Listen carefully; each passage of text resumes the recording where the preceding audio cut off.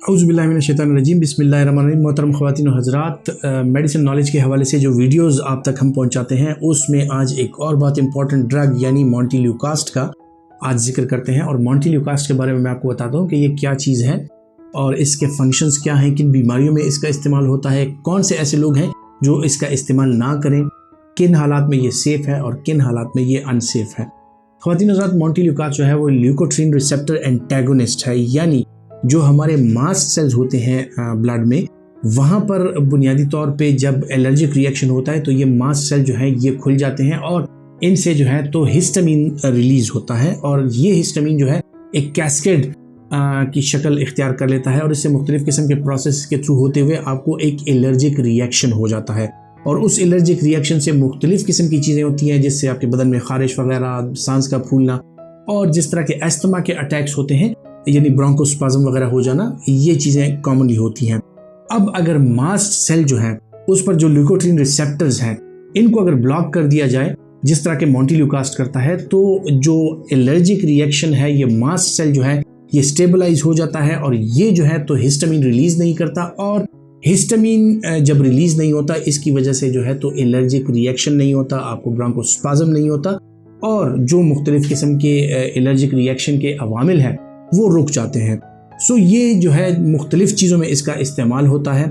इसकी डोजेज के हवाले से अगर मैं बात करूँ तो इसकी डोजेज जो है वो बच्चों में इसमें पाउडर फॉर्म अवेलेबल है, जो साशे फॉर्म में अवेलेबल होता है। 4 मिलीग्राम का ये साशे होता है और उनसे ज़रा बड़े बच्चे जो होते हैं जो 7 साल की उम्र तक होते हैं उनमें च्यूएबल टैबलेट्स 5 मिलीग्राम की भी अवेलेबल होती है और एडल्ट डोज जो है वो 10 मिलीग्राम की टैबलेट फॉर्म में अवेलेबल है, जो कि च्यूएबल भी हो सकती हैं और पानी के साथ आप सॉलो भी उसको कर सकते हैं। मॉन्टेल्यूकास्ट जो है ख़वातीन हज़रात ये चूँकि मास्ट सेल स्टेबलाइज़र है, जिन लोगों में क्रॉनिक एलर्जीज़ हों, जिन लोगों में अस्थमा के इश्यूज़ हों या इस तरह के और इश्यूज़ हों, तो उनमें इस्तेमाल की जाती है। और इसका ड्यूरेशन ऑफ एक्शन ऐसे है कि ये आपको प्रोलॉन्ग अरसे तक यूज़ करनी पड़ती है, कभी कभार 2 हफ्ते से लेकर 6 हफ्ते तक आपको इसका इस्तेमाल करना पड़ सकता है। मॉन्टेल्यूकास्ट जो है बुनियादी तौर पे इसका फंक्शन जो है वो आपकी बॉडी के जो एलर्जिक सेल्स हैं उनको स्टेबलाइज करना है ताकि आप में एलर्जी का प्रोसेस बार बार ना हो।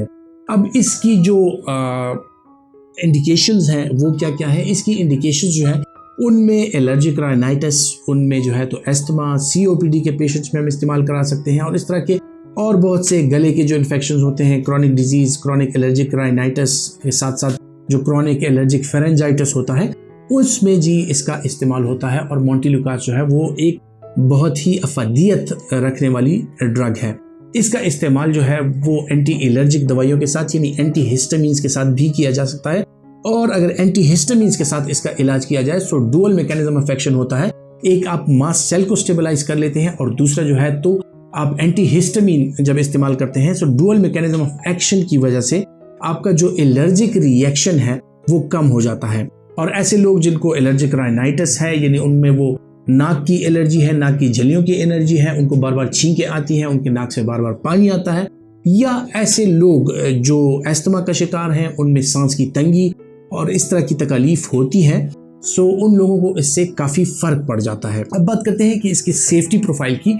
इसका सेफ्टी प्रोफाइल जो है वो काफ़ी अच्छा है। ये ऑल्दो के प्रेगनेंसी और लैक्टेशन में प्लस माइनस है, कुछ स्टडीज़ के मुताबिक ये सेफ ड्रग है, कुछ स्टडीज़ के मुताबिक प्रेगनेंसी के फर्स्ट ट्राइमेस्टर में इसका इस्तेमाल नहीं करना चाहिए, लेकिन लैक्टेशन में इसका इस्तेमाल किया जा सकता है। यानी वो माएँ जो बच्चों को दूध पिला रही हैं वो मॉन्टेल्यूकास्ट का इस्तेमाल कर सकती हैं अपने डॉक्टर के मशवरे के मुताबिक। अब आते हैं ख़वातीन हज़रात मॉन्टेल्यूकास्ट के जो साइड इफ़ेक्ट्स हैं या उसके जो एडवर्स इफ़ेक्ट्स हैं उनकी तरफ।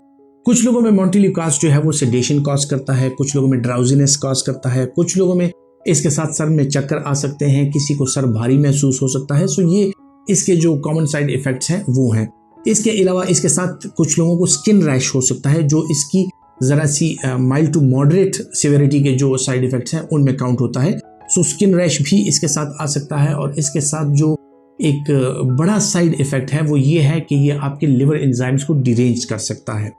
सो जो लोग लिवर एंजाइम्स जिनके ऑलरेडी डिरेंज हैं या जिनको SGPT वगैरह ALT उसमें प्रॉब्लम्स हैं वो ज़्यादा होता है, जो लोग यरकान का शिकार हैं या जो लोग क्रॉनिक लिवर डिजीज़ का शिकार हैं वो मॉन्टेल्यूकास्ट का इस्तेमाल करते हुए एहतियात बरतें और अपने डॉक्टर से मशवरा ज़रूर करें। इसके अलावा ख़वातीन हज़रात मॉन्टेल्यूकास्ट के साथ जो है तो एब्डोमिनल अपसेट यानी एब्डोमिनल क्रैम्प्स, इसके अलावा गैस्ट्राइटिस, इसके अलावा जो है तो लूज मोशंस, ये भी रिपोर्ट हुए हैं। जो बड़े बड़े साइड इफ़ेक्ट्स हैं उसके अलावा इसमें कुछ साइकेट्रिक एलिमेंट्स भी हैं, यानी कुछ लोग ऐसे हैं कि उनको मॉन्टेल्यूकास्ट के यूज़ के साथ हेलुसिनेशंस होती हैं, यानी उनको अजीब अजीब किस्म के वियर्ड थॉट्स आते हैं, वियर्ड ड्रीम्स यानी नाइट मेयर्स, और इस तरह के उसमें लोग उसका शिकार हो जाते हैं। अक्सर औकात जो है डॉक्टर्स मशवरा देते हैं क्योंकि बाज़ औकात सेडेशन होती है, इस वजह से मॉन्टेल्यूकास्ट का इस्तेमाल अक्सर रात को कराया जा सकता है। सो कुछ लोगों का रात के टाइम इसके साथ नींद में डिस्टर्बेंस ये रिपोर्ट करना, और कुछ लोग जो हैं तो मुख्तलिफ किस्म की जो डरावने ख्वाब हैं या हेलुसिनेशंस या इस तरह के जो साइकोलॉजिकल इश्यूज़ हैं उनका वो शिकार हो सकते हैं। इसके अलावा ख़वातीन और हज़रात इसके साथ कुछ लोग रिपोर्ट करते हैं कि जब मॉन्टेल्यूकास्ट का इस्तेमाल करते हैं तो उनके दिल की धड़कन बढ़ जाती है, यानी उनको पल्पिटेशंस की शिकायत हो जाती है। सो इसके साथ पल्पिटेशंस भी कॉमनली आप एक्सपीरियंस कर सकते हैं। अब बात करते हैं ख़वातीन और हज़रात के कौन से वो लोग हैं जो इसका इस्तेमाल नहीं कर सकते। सो वो लोग जो मॉन्टेल्यूकास्ट के कंटेंट्स को उनको हाइपर सेंसिटिव हो, उनकी हाइपर सेंसिटिविटी हो, वो लोग इसका इस्तेमाल हरगिज़ ना करें। यानी जिन लोगों ने इसका एक आध दफ़ा इस्तेमाल किया हो, उनको कोई एलर्जिक रिएक्शन हुआ हो, तो ये लोग जो है तो मॉन्टेल्यूकास्ट का इस्तेमाल बिल्कुल ना करें। इसके अलावा कुछ लोग ऐसे होते हैं जो कि सिस्टेमिक लूपस एरिथमेटोसिस की वजह से या रूमेटॉइड आर्थराइटिस के साथ, या इसके अलावा आइसोलेटेड उनको वेस्कुलाइटिस की प्रॉब्लम होती है। सो जो लोग वेस्कुलाइटिस यानी शरियानों में सूजन का शिकार होते हैं वो लोग जो है वो इसका इस्तेमाल ना करें। और अपने डॉक्टर के पास जब आप जाते हैं और आपको कोई क्रॉनिक डिजीज़ हो, उसका ज़रूर तस्करा अपने डॉक्टर के साथ कर लीजिएगा। कौन सी ऐसी दवाइयाँ हैं जिसके साथ आप इसका इस्तेमाल नहीं कर सकते। जिस तरह मैंने पहले जिक्र किया कि मॉन्टेल्यूकास्ट जो है वो मुख्तलिफ किस्म की दवाइयों के साथ सेफ़ है, और इसकी जो डोजेज है और या इसके साथ इस्तेमाल की जाने वाली और दवाइयों की जो डोजेज है उसमें आपको चेंजेस लाने की ज़रूरत नहीं होती। लेकिन किसी का अगर लिपिड प्रोफाइल डीरेंज है, किसी के ट्राइग्लिसराइड्स ज़्यादा हैं और वो उनको कम करने के लिए जेमफेब्रोजिल दवाई का इस्तेमाल कर रहे हैं, सो जेमफेब्रोजिल जो है उसके साथ इसकी इंटरेक्शन है और उसके साथ इसका इस्तेमाल नहीं करना चाहिए। ख़वातीन हज़रात, ये मॉन्टेल्यूकास्ट के हवाले से कुछ इंपॉर्टेंट डिस्कशन थी जो आपको ये इल्म आपको देना था, ये मालूमात आपको फराहम करनी थी। उम्मीद करता हूँ कि ये मालूमात जो है आपको भी फ़ायदा देती रहेंगी और आपके जो दोस्त हैं यकीनन आप ये मालूमात उन तक भी पहुँचाना चाहेंगे। सो इसलिए इस वीडियो को ज़्यादा से ज़्यादा शेयर कीजिए और अपना बहुत सा ख्याल रखिए। अल्लाह हाफिज़।